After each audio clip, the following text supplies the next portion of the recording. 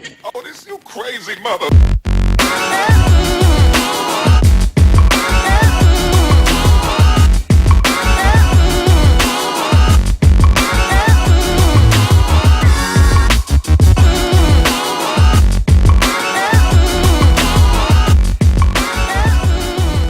Welcome back to the MMA Mad podcast. I'm Jim Carroll, back again. Very quick, we got a lot of content to put out for you guys, so we'll keep on putting it out. Nick Risner's here. Say hello, Nick. Hey guys, how's it going? Yeah, you'll be hearing from him throughout the show. Towards the end of the show, been asking him some questions. But we have a guest today, as promised. We talked about it on the last podcast. Nick brought it up randomly, actually, as we was talking about Bellator 134. Nick brought up that he had an encounter with a mixed martial artist at a local bar who turned out to be Matt Bessette. So, yeah, he's joining us today. Thank you very much for joining us, Matt. How are you doing?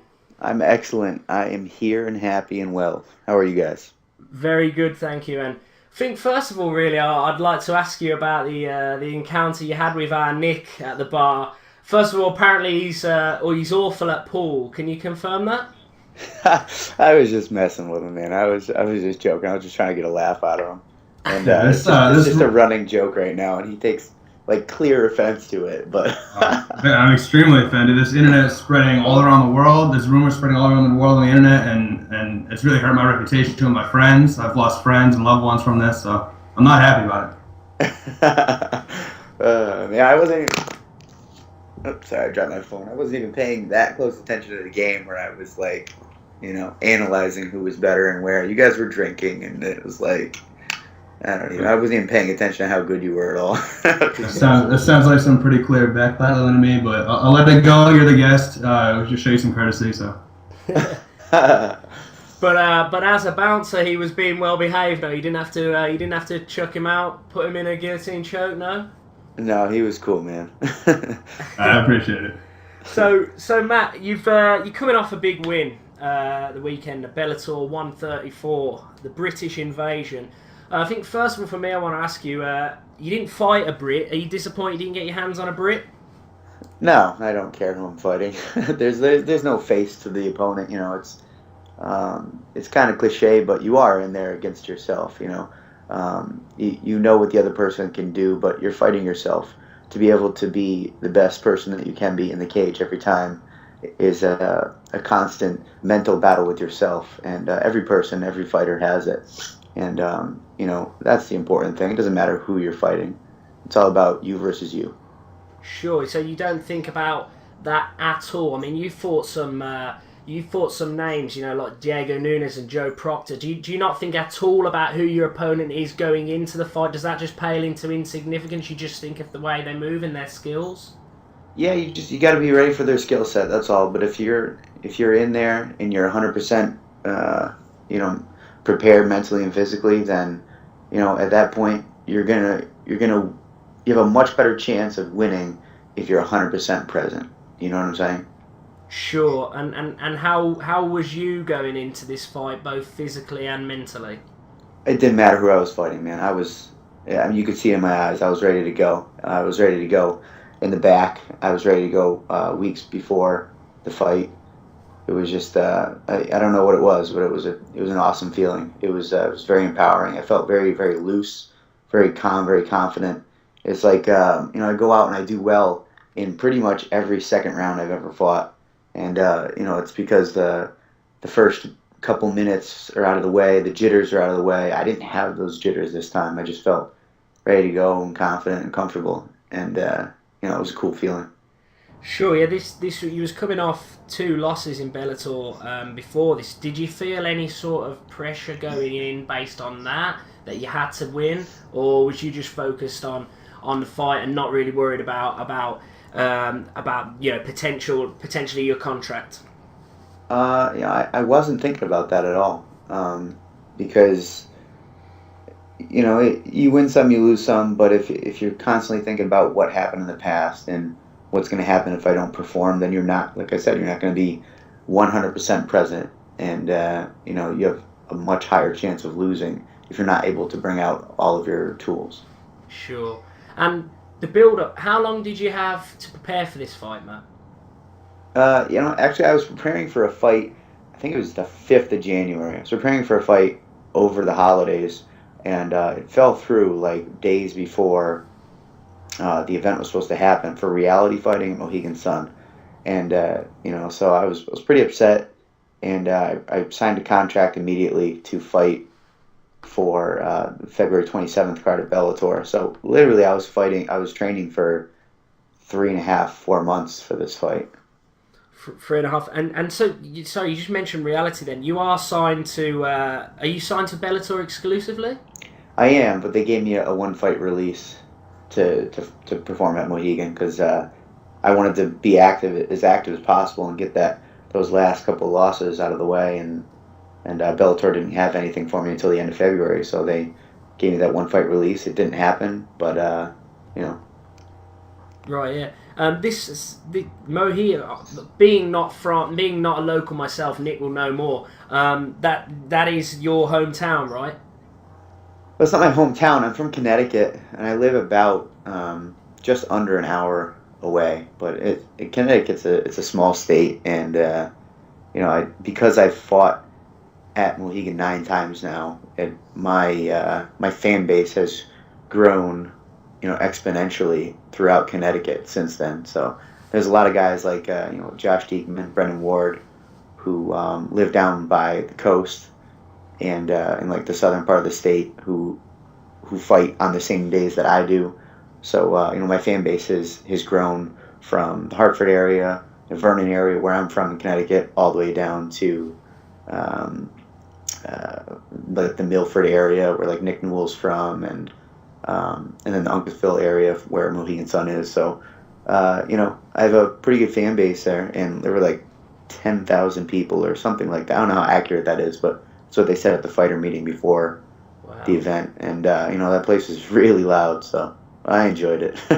Yeah. I mean, I hate to keep going back onto the pressure thing because I know you've said what you said about pressure, but do the fans make it any more pressured for you in terms of going in and performing in front of them? Beforehand. You ever hear that Mike Tyson thing where he talks about how he thinks his opponent can beat him leading up to the fight? He prepares, over prepares, and he's nervous. He's walking to the cage, or the ring in this case. He's walking to the ring, and he's just getting more and more confident as the fight gets closer, and then he steps in the ring and he's a god. You ever hear that? Not till now, but it's a great analogy. Yeah. You got to YouTube it. Yeah, man. I love Tyson, but as I say, it's a great analogy. I'll certainly look that up. Let's talk about Bellator. They gave you that one fight release, which was very nice of them. You came out in February. You're back at Bellator now. Is that where your future lies? Do you believe? I'm signed up until August. I'd love to continue to fight for Bellator. They treat me really well, and they're just getting bigger and better. So I don't know. We'll see. One fight at a time, and I'm just at this point in my career. I've had 20 pro fights, and I just want to keep fighting, keep winning. I'm more hungry than ever, and I'm just ready to get out there as soon as possible.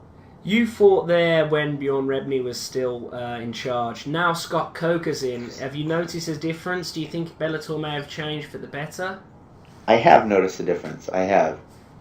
It's always been professional, and I'm actually working with the same guys at Bellator when I'm there, and their crew is super cool.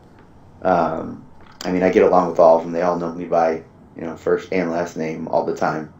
So I'm not just a nobody fighter that just steps in and makes some money, and I really like that about them. As far as Coker and Bjorn go, I see it. I see it getting onto the level of Strikeforce, and I feel like, or how Strikeforce used to be, and I feel like they may, I don't know how much weight this is going to hold, but they may do a pay-per-view in the future. I think it'll be successful with Scott Coker running things. I think that would be pretty cool. Sure, but what can I ask you, what do you think? I mean, they have signed here. They signed Tito and they signed Stephan Bonner, which was a surprise for many people. But now they've also signed Kimbo Slice to fight Frank Shamrock, I believe. Ken. Yeah. What's your thoughts on that? Do you think that's they're sort of heading in the wrong direction there? That's not the way they want to be going. I don't know. Scott did that in Strikeforce too, and got a ton of hits. You know what I mean? When what's his face there fought Kimbo, guy with the pink and black hair. Why can't Seth Petrozelli? Yeah. When that fight happened, I mean that got a ton of views. I mean, I certainly watched it, and I never really watched Strikeforce up at that time. So what is he trying to do? He's trying to make money. He's trying to get his name out there, his brand out there. One way to do it is you get the guys that the nobodies know. They know Kimbo Slice. They know Ken Shamrock. They don't. The nobodies don't know who Liam McGeary is. They don't. He's a killer, but they don't know who he is. So they put the guys that have been there before on their show just to get those nobodies watching. Yeah. No, it makes sense. Yeah, and I appreciate that. I mean, a lot of particularly UFC fans have jumped on that, but really, when you think about it, the way you put it there about making money, it's potentially no different to the UFC signing CM Punk, really, is it? Who? CM Punk. Oh, CM Punk. Sorry. Right, it's my accent. It is your accent. I thought you said Sam Poke. And I'm like, I don't know who that is. I think it's extremely different, actually. Ken Shamrock has fought a number of times. Sure, but I mean... So is Kimbo Slice. Yeah. CM Punk has zero. There's no credentials there. He's never fought, man. It's just that, to me, that's really frustrating. Somebody who's putting so much work, so much time into MMA, to be at the pinnacle of the sport in the Bellators, the Titan FCs, the whatever's, the UFCs, and it's taken so long for me to get here and to be recognized. I got a fucking 1,000 followers on Twitter, and this nobody in MMA has millions, and he's gonna make a ton of money just because of his name, and to me that's bullshit. So yeah, so your personal opinions really is that it shouldn't always be about the money in terms of what the organisation are thinking. It depends on the situation, for sure. Yeah, because I mean that's interesting. There are a lot of people saying that potentially the CM Punk fight won't happen because I think he's been trained. Someone says that he's not. I heard a rumor that he's not trained very well or something like that. What they really try to say is we're trying so hard, but he sucks so much.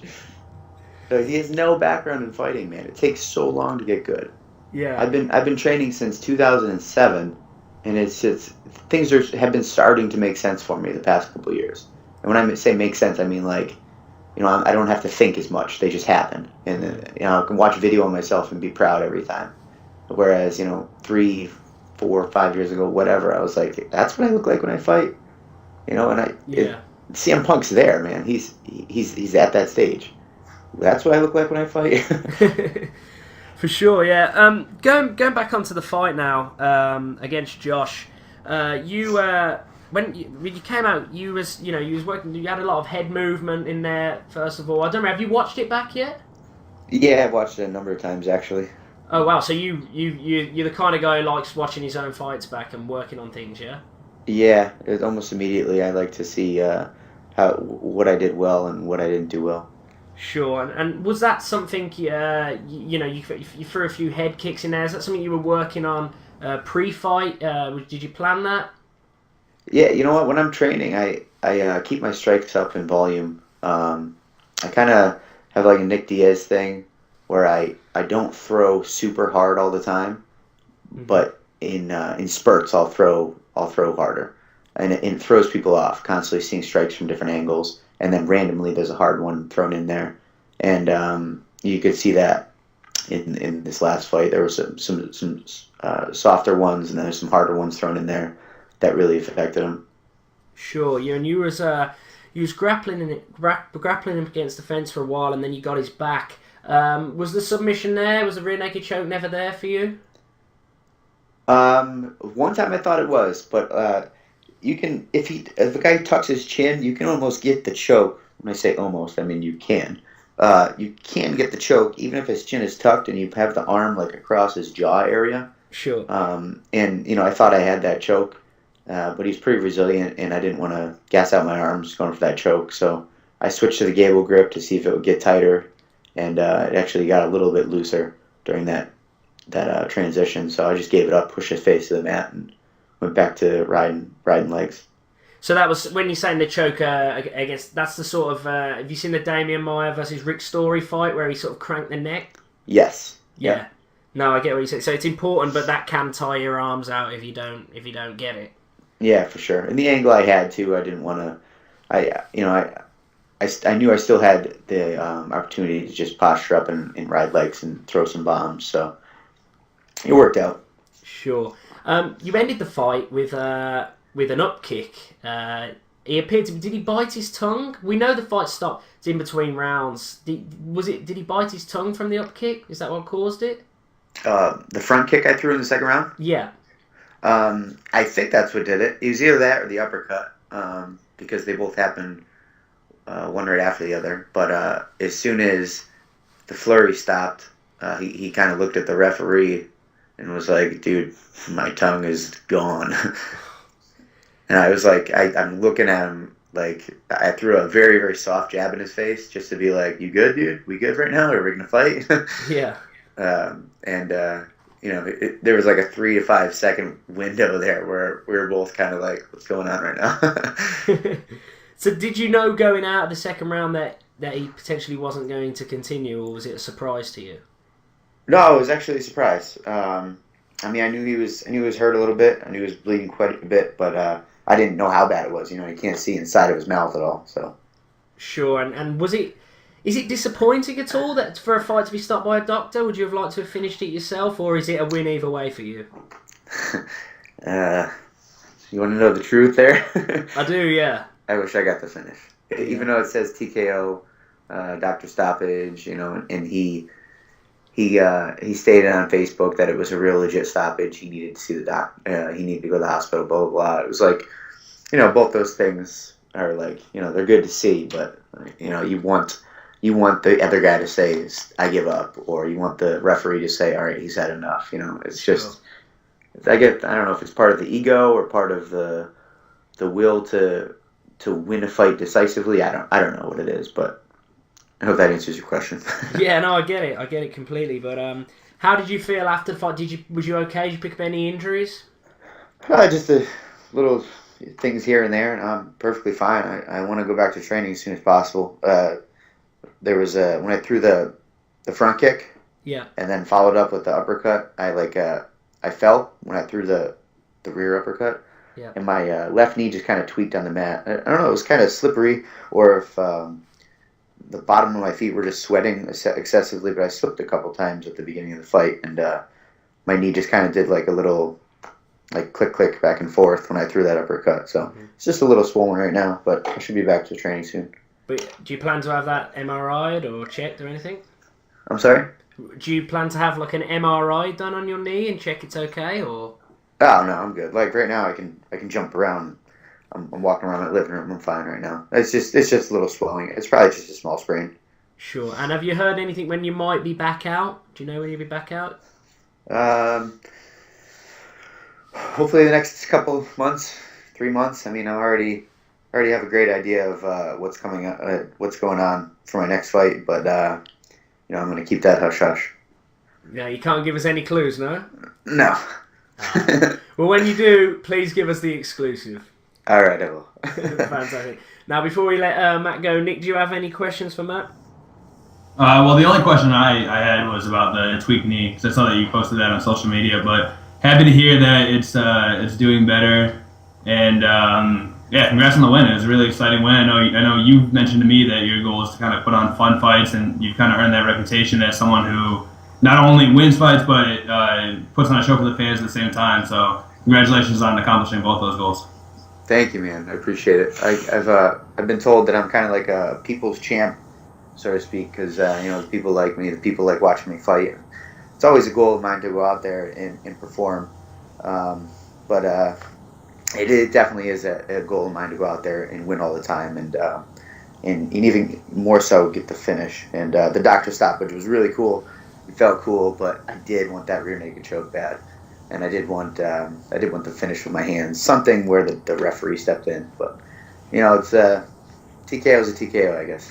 Absolutely. Yeah, I was actually at Bellator. I believe it was it 110 when you fought Diego Nunez. Yep. But it was at Mohegan Sun. I was actually at that card, and that was the first time that I actually came across your name, because I bought tickets to the show or whatever, and I went, and they said you were from Connecticut, and I'm from Connecticut, so I heard the name, and I think I sought out an interview for an old website I had. But yeah, no, you can tell that the fan support in Connecticut is very legitimate. I think you got a louder ovation than Rampage and King Mo. I think they were both on that card. You at least, I feel like the crowd support was at least matched with them. Those are obviously huge international names, so the fan support in Connecticut is definitely legitimate, and I mean, I hope you can keep building on that.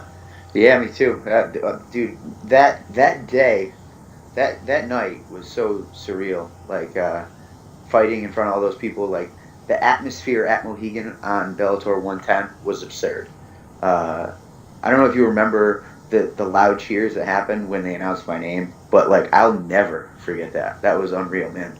I've seen the video of like every single person in the venue, just their hands thrown straight up in the air, jumping up and down. I was like, dude, that's like what you dream of, man. Just like everybody in the place, like going nuts. It was something absolutely. I will never ever forget.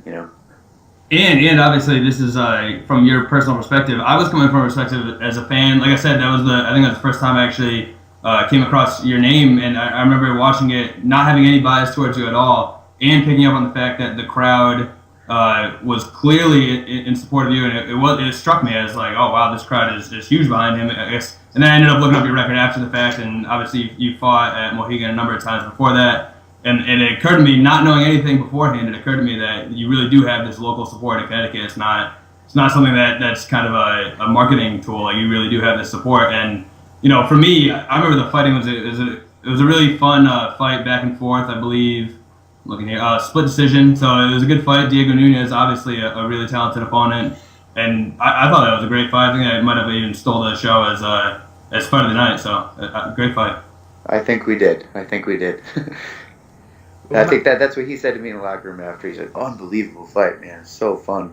That was the best." And that's definitely speak much English, but that's pretty much what he said. Well, Matt, congratulations, and the best of luck. Hope the knee is okay and you can get back out in 3 months. Please do come back and reveal that exclusive when you can. We appreciate it. Thank you very much, Matt Bessette. Hey, yeah, thank you guys very much for having me. I really appreciate it. No problem, man. We'll be following your career very closely. Wish you the best of luck. Right on. Have a good night. Thank you, Matt. Have a good night, man. There was Matt Bessette of Bellator MMA. Great fight against Josh LaBerge at the British Invasion on the weekend. Matt he's fought Joe Proctor. Joe Proctor's legit. He's beat Diego Nunez. Ex-UFC fighter, he's legit. I do wish him the best of luck. I hope he can, make it. No, not necessarily. When I say the big leagues, I'm not talking about the UFC. Just, I don't think we have to anymore. Recently, I've been looking into ONE FC and how big they are, and they're huge in Asia. And fighters, you don't realise it. How big of it that there are actually other big promotions out there. And Bellator, they're certainly pushing on. I think first of all, I think the British Invasion was a great idea. The fighters have got there. I've always gone on about Paul Daly. I think that it's a mistake the UFC not re-signing him. But even though people are saying, "Oh, he didn't look like he won." And to me, he looked okay. Paul Daly can knock anyone out on any given day, and he didn't lose. So I think he looked impressive. Liam McGeary obviously doing very well in the main event of that fight. Listen, Bellator's growing, and I think Matt Bessette can do well there. I don't think he needs the UFC, but if that's there, it'll be great to see him there. If ONE FC's there again, he'll be big somewhere, and I wish him the best of luck. Nick? Yeah, I agree 100%. This is obviously there's certain biases that we have even as journalists or whatever, just because it comes from my home state. So I was watching it from a perspective of hoping at least he does well. I wasn't necessarily rooting against his opponent, but hoping he does well. And I think that Matt looks great. Put on a great display. He does have his hometown. So that wasn't just like rhetoric because he was a guest on the show. Like I said, I was at Bellator 110, and he does have this crazy hometown support. Unfortunately, I haven't seen him live since then, but that's definitely not a fabricated thing. The support was 100% legitimate. I think Connecticut fighters are trying to get behind, Connecticut fans are trying to get behind Connecticut fighters. There are a number to choose from. There's actually a decent amount of fighters, considering we are a small state. So I think that Matt Bessette's definitely one of the standout names for Connecticut fighters. Bellator, like you mentioned, is one of the standout promotions in MMA, along with all these other promotions. I agree. I think first of all, I think it's just good for the fans in general to have more options than just the UFC. Any sort of parity or competition is just going to elevate the product of all these different promotions. So it's great. And fortunate for me, I feel like Bellator a lot of times puts on their marquee events in Connecticut. I don't know if that's just something that I picked up on or what, but Mohegan Sun's definitely a big stop for them. They usually put on a really good show there. So for me, Bellator is definitely one of the standouts for me. But you're right. And all of these promotions put together all just equals better MMA for the MMA fans. So it's all good with me. Absolutely. But yeah, for the rest of the podcast, we're not going to talk about UFC 185 because we have a few weeks till that, so we will put out another show before then. But we are going to talk about UFC 184. I think first of all we're going to start with Ronda Rousey. Unstoppable, in my opinion. She said in the Countdown show that her trainer Edmund always wants better from her, and after her, I believe it was 17 seconds knockout of Alexis Davis. 16, I believe. 16 seconds. Every second counts here. Yeah, it does. 16-second knockout of Alexis Davis. Edmund wanted better. And Ronda said she'll give him better. And I was like, yeah, this is a joke. They were probably saying it tongue-in-cheek, to be honest with you. But she came out, I'm sure everybody's watched it by now, and won in 14 seconds. Unbelievable. Kat Zingano ran out, took her down, Ronda reversed it and caught her in an armbar. It was like she wasn't even trying. She just took the arm and fucking cranked it, From any position she can do that. She's amazing. Unstoppable in my opinion. I really can't see anyone beating her. Anyone. Nick? Well, I actually heard in it was some post-fight interview. I believe the UFC put it out. It wasn't a website. I think it was UFC directly. But I actually heard Ronda Rousey say that armbar is completely improvised. She's never even really practiced doing an armbar from that angle before. She just obviously, with the variety of armbars that she has in her arsenal, she can pretty much throw it from any angle, do some crazy stuff that I don't think anyone else in MMA is capable of at the moment. So she sees angles and she sees submission opportunities in a different light than other fighters see it. So the fact that it was improv was crazy, but what wasn't improv about that, according to Rousey anyway, her and Edmund and her training team, they're talking about the possibility of Kat Zingano possibly rushing her, which is, I'm sure she runs through a million scenarios in her head, but it's still kind of crazy when she can pretty much predict what's going to happen. And I guess it came from, I don't know if you saw this, Jim, but it came from Rousey watching footage of her own fights and kind of coming to the realization that no one's ever kind of tried that technique on her. Everyone starts out slow. No one's ever rushed at her. And she was watching Kat Zingano interviews, and I guess Zingano throughout her career has got some criticism for being kind of a slow starter. So Rousey thought, you know what, she might try to rush at me. And sure enough, Kat Zingano, as soon as the fight starts, Zingano kind of runs, tries to throw a flying knee attempt, and Rousey sort of sidesteps it with a jab.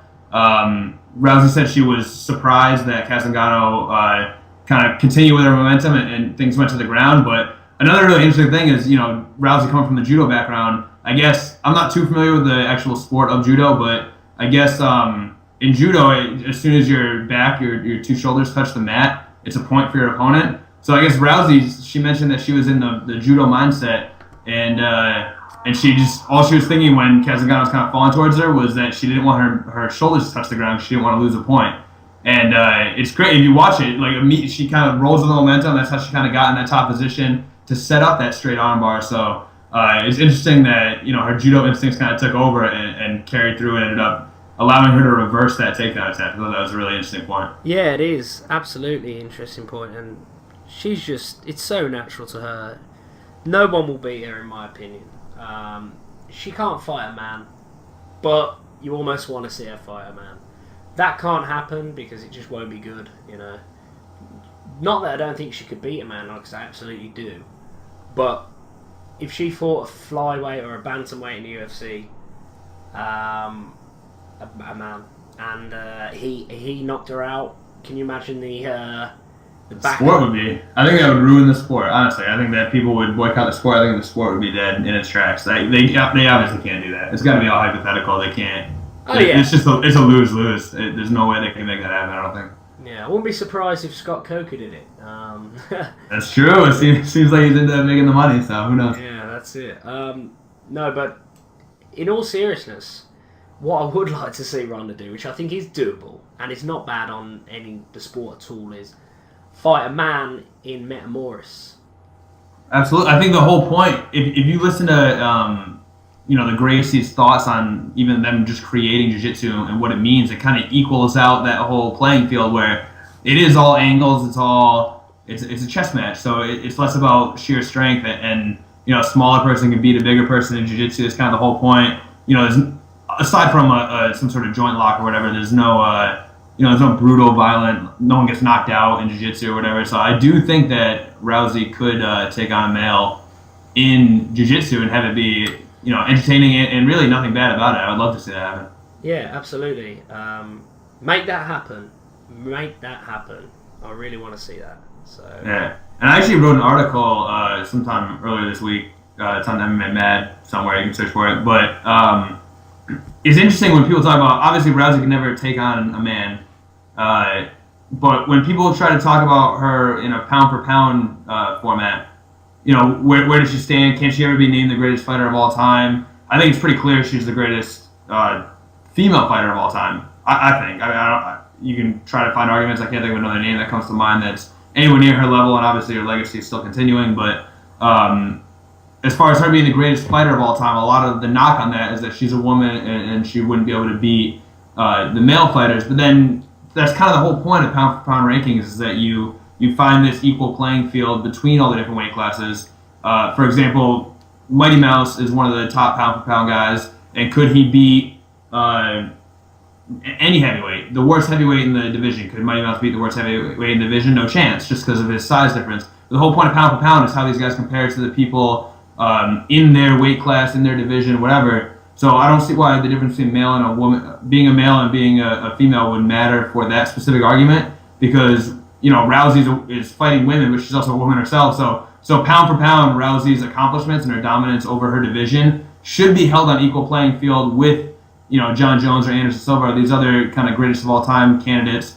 It should be held on the same playing ground, and you should be able to compare based on how they're doing against their the fellow people in their division, as opposed to how they would fare against each other. So the one argument against Rousey, I think, could be that it's still a new division, so the division's kind of weak in a sense that there's not as much depth as there is in some of the male divisions. Similar to the earlier days of men's MMA, the divisions, they had these great fighters, but then you compare it to a welterweight division in 2015, and the depth is crazy. Any guy in the top 15 right now, I feel like could have been champion 10 years ago. So there's that aspect of it. It's a newer division, and you have maybe a lack of depth, a lack of parity. But as far as her dominance, I think it's on par with the greatest fighters of all time, in my opinion. I agree. I'd sort of, the reason which I don't think she will be classified in the pound for pound rankings. She's not in the pound for pound rankings, no? Oh, she's not in it at all? I didn't realize that. No, I don't know that. I'm asking you. I'll look it up right now. I don't think she should be included in the rankings purely because I think it's a different sport. I think it's because it's called women's MMA. I think that the concept of pound for pound rankings, it is that they should all be on an equal playing field. But to actually put Ronda on an equal playing field with men, you're sort of going into a different territory then. So I think that women's MMA will grow as a sport, and maybe in the future they will have rankings from women's heavyweight, women's light heavyweight, women's middleweight. But for the time being, I wouldn't put Ronda in the rankings with the men purely because it is a different sport. Well, it's not a different sport, but it's a different. She's not fighting men, and it's seen. It just is seen differently. You can't put a woman on the same playing field as the man if they could never fight. You know what I mean? Not that. I don't know. It sort of sounds wrong because Mighty Mouse would never fight a heavyweight, but I'm torn on that too. I'm looking it up now. She is number 7 on the pound for pound rankings. So they have. So there you go. The UFC have thought fuck it, and they've included her. Yeah, and for me, I'm torn on that too because like you said, it is a different sport. If you look at I don't know how big basketball is in the UK. It might not be that big, but Tiny.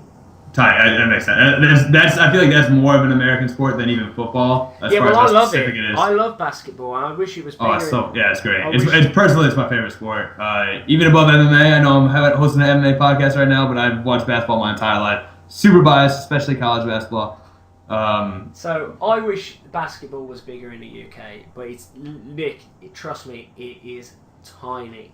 That doesn't surprise me. I'm sure if you guys get any basketball at all, I'm sure it's NBA. And to the point where I'd say every basketball player who plays professionally, and I say that with quote unquote marks in the UK, every single one of them will have another job. Wow, yeah, that's crazy. And yeah, like I said, I'm sure the best player you guys get is the NBA. I personally am way more into college. Graduated from UConn. Those of you overseas are not going to know what I'm talking about right now, but I graduated from the University of Connecticut. Personally, I think they're the greatest college basketball team of all time. There's a lot of argument there, but it's all good. Anyway, they're having a rough year, but this is not what this podcast is about. It's a little bitter for me, but anyway, I think there's women's and men's. It's our podcast, Nate. We can talk about what we like. Okay, that's true. So go Huskies. There's a little bit of there's men's and women's basketball. And they are very different sports. If you look at the way they're played, even the way that the men's game is much more physical, the women's game is much more about shooting than driving the lane and trying to dunk or shoot layups or whatever. But if you look at it, even if you've never seen basketball before in your life, if you watch a men's game, the top level men's game, top level women's, or whatever, any sort of men's and women's game, you can see the rules are obviously the same rules more or less. There's slight differences, but it's a very different game, different sport. MMA, I don't know if I see it that way just because, if you look at how flyweights fight and how heavyweights fight, heavyweights kind of stalk around, look for that one-punch knockout because they have that power. Flyweights, a lot more about the volume, the footwork, the angles, things like that.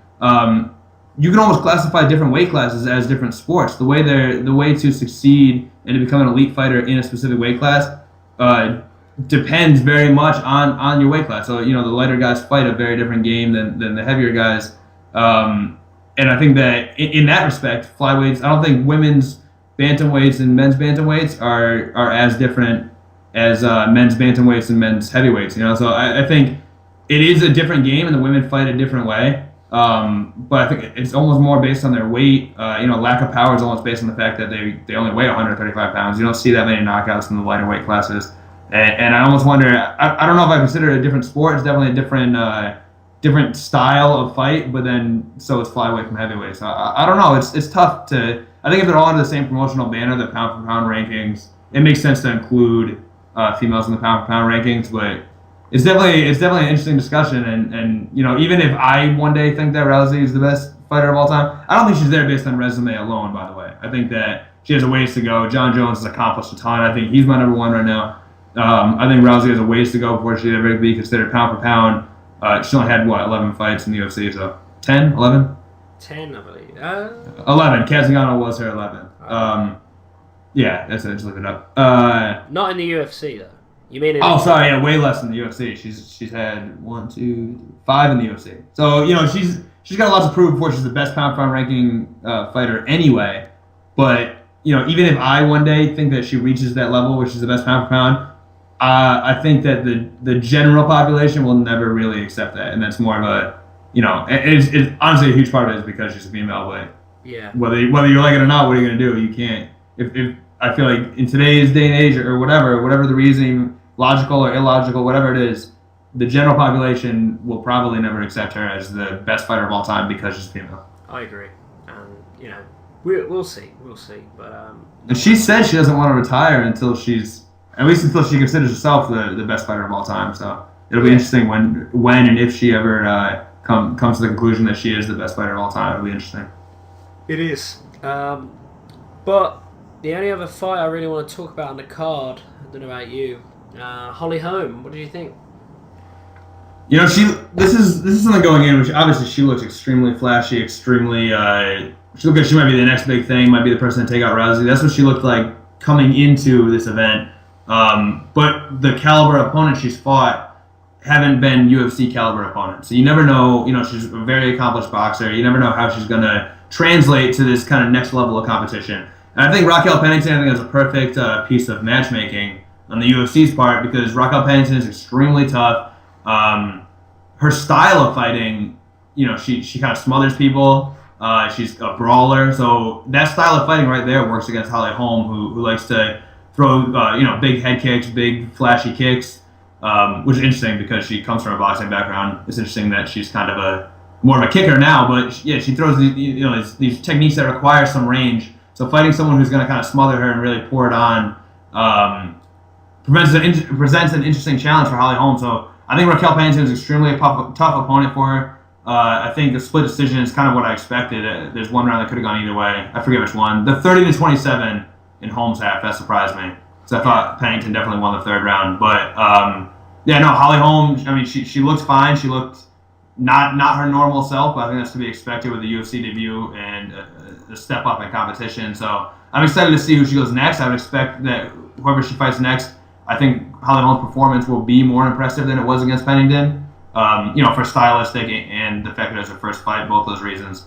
But Holly Holm is definitely a talented fighter. She's proven that throughout her career, and I think she'll bounce back even stronger. I hope just to kind of keep presenting Ronda Rousey with these new challenges, I hope Holm keeps rising up the rankings because I think it'd be a really fun matchup to watch if Holm kind of achieves what people think that she could achieve throughout her career. Yeah, I agree with that. I think she looked scary on the pads pre-fight, and then, as you say, she looked, she fought a good fight against Raquel. Maybe a few UFC jitters there, I don't know. But it's exciting. I hope she can rise up the rankings because I do want to see Ronda get these challenges, and I think it'd be an interesting one. For me, next I'd put her against Alexis Davis. Yeah, I think that's good. And I'm trying to think. I think Dale wrote a prediction post about who she should face next, and I think she said Jessica I? No, I believe. Oh, I'll look it up. I think it was the girl who just beat Jessica Andrade. Oh, Marion. Yes, Renew. Yeah. I believe it was her. Nah, I don't agree with that. I think she needs a bigger name. I agree with that. I think if they're trying to build her as a name, I think they need a bigger name. I think that, even Raquel Pennington, she's on Ultimate Fighter. I think she has a decent fan base, but she's not a huge name.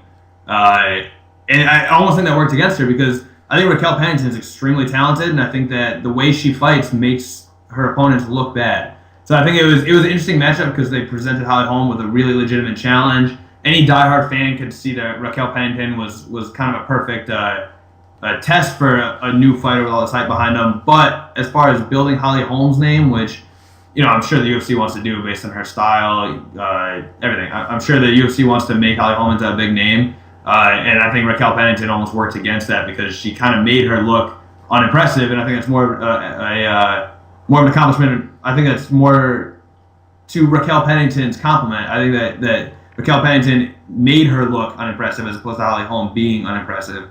But nevertheless, if they're trying to build Holly Holm's name, she won the fight, but I don't think that necessarily elevated her stock going into the next fight. No, and I don't think Pennington will be necessarily happy with that. I think she would have liked the win, but Of course. And you don't want to, like you said, giving her a bigger name, I think makes a lot more sense. You don't want to give her a cake fight because I think a lot of UFC fans, especially now the fan base is more educated, I think they can see right through that. So you don't want to give her an easy win, but, a win that makes sense. Don't throw her right into the fire next, but give her a win that makes sense. And I think it's almost more important for that name to almost be a household name. So, Alexis Davis, who has already fought Ronda Rousey, people know her name.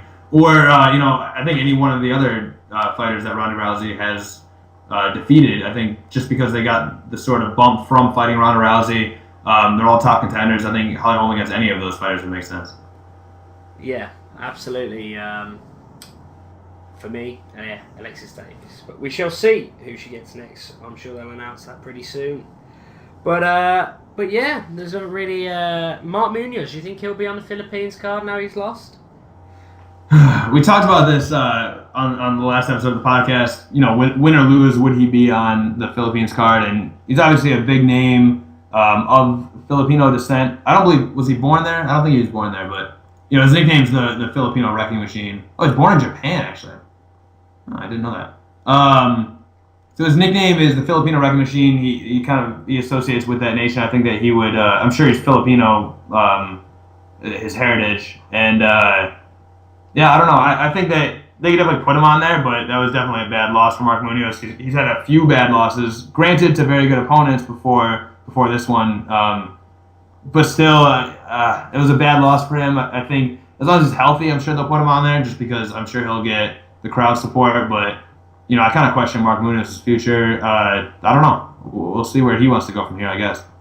For sure, yeah.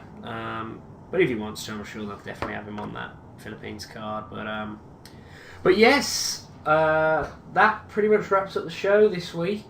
We will put one out before the next UFC. I'm training quite a bit lately as well. I'm setting a challenge for myself. The challenge originally was to just try and look as good as I can by training hard and eating healthy-ish. But now, I want to get into Muay Thai. I've been watching Mike Swick's videos on YouTube. His gym looks amazing. I want to go there in May. But I want to train Muay Thai before. And I've started I kickboxed as a kid. I've started kickboxing again now. And it feels good. It's great to be back. So I want to keep sort of log my progress on this podcast and see what I can do. Who knows? I could be the next Brandon Thatch. No, I highly doubt it. But yeah, that's what I'm up to lately. Setting a goal for myself. I saw. I've been watching your videos of you hitting pads, and it's definitely just seeing the progression from video to video. It definitely seems like your striking is becoming more sharp. And who knows? Maybe I'll be writing an article about you one day, Jim. Well, no, man. I'll definitely still be doing the podcast, so I will be one of the guests as well. Nah, I'm not. In all seriousness, I'm not thinking about fighting. I just wanted to challenge myself because martial arts is something I've always loved. And even to train it, it's so good.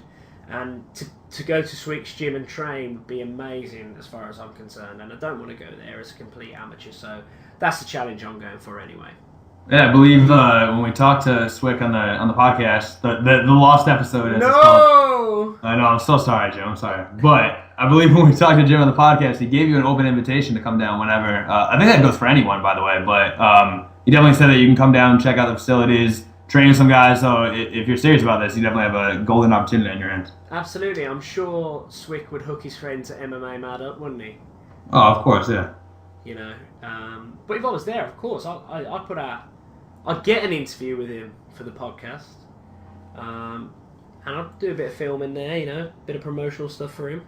I was going to say, you might want to bring in a couple mics, a couple cameras, all back up. You don't want to lose another interview. I think it might break you. And I don't want to see that happen, Jim. Let's get the budget in, and then we'll fly you to Thailand as well, Nick. Hopefully, we got to build up that bankroll. I can't afford to fly to Thailand on my own dime. Hopefully, eventually we have a sort of travel fund built up here at MMA Mad, but it takes time. But hopefully. But if Swick said to you, "Listen, I want to promote the gym," I might be able to move some money around. I might be able to figure out a way to get there. Swick personally asked me to come. I'll pay. And we'll see about that. I'm not gonna get my hopes up on Swick flying me out. No, But if he no. does, I would hope it would be first class. No, but hopefully in May I will go there and we will put. How about a live episode live from AKA Thailand? How good would that be? Oh, outstanding! Yeah, if you and even if I can't make it out, which realistically I probably won't be able to, but even if you and Swick were together at the gym and you guys sort of Skype me in and we did an episode from AKA Thailand, I think it'd be excellent. So hopefully we make that happen. That would be awesome, wouldn't it? I need to get my ass to Phuket. I will do it. I've said it before. I've been to Thailand 3 times before. I said I will go to Phuket, and I've never been. I will get my ass to Phuket. I've also said I will podcast from Thailand before, and it hasn't happened. Things tend to fall apart when I'm there. Well, Swick even said, he went to Thailand a bunch of times before he ended up going to Phuket, and once he went to Phuket, he kind of fell in love and realized that was the perfect place for the gym. So, maybe you'll have a similar experience where you've been to Thailand, you said 3 times now, right? Yeah. And maybe finally you go to Phuket and you're like, oh, this is even better. So hopefully you have a similar experience as Mike Swick. And that could be our opening conversation on the podcast. Absolutely. Hopefully that will happen. You'll have to park yourself in one of the training areas so you can hear people hitting the mats and hear the sounds of the gym during the podcast, just to prove to everybody that it's live. I think that'd be awesome. But hopefully we can make that happen. Yeah, but we don't want any interruptions. But yeah, no, I understand what you're saying. We don't want a lady from Thailand yelling in the background now. No, yeah, that could still happen. We don't know how many feisty ladies are at Mike's gym. Although, according to Mike, it seems like most of the people in his gym and even in Thailand are speaking Russian. So maybe we'll hear some Russian in the background. Possibly, yeah, that could happen. But we shall see. But yes, that is the end of the episode. Thanks for tuning in, guys. Tuning in? We don't tune into things anymore. But thanks for listening in. Thanks to Matt Bessette. What a great guy he is. You can watch his fight on YouTube, but monitor his career. He's going to be a huge star, in my opinion. He's fought some good guys. I wish him all the luck. Thanks to Dale for keeping the site up and running. Thanks to Nick for also keeping the site up and running and doing his thing here. Thanks to Cam, our editor. He keeps doing a great job making sure we've got that beautiful music on the podcast. And yeah, check us out on Twitter at MMA Mad Official, Facebook.com/MMA Mad Official. I have been Jim Carroll. We're MMA Mad on YouTube as well. Check us out there. I have been Jim Carroll. He has been Nick Risner. See you later, guys. Say bye-bye, Nick. See you later.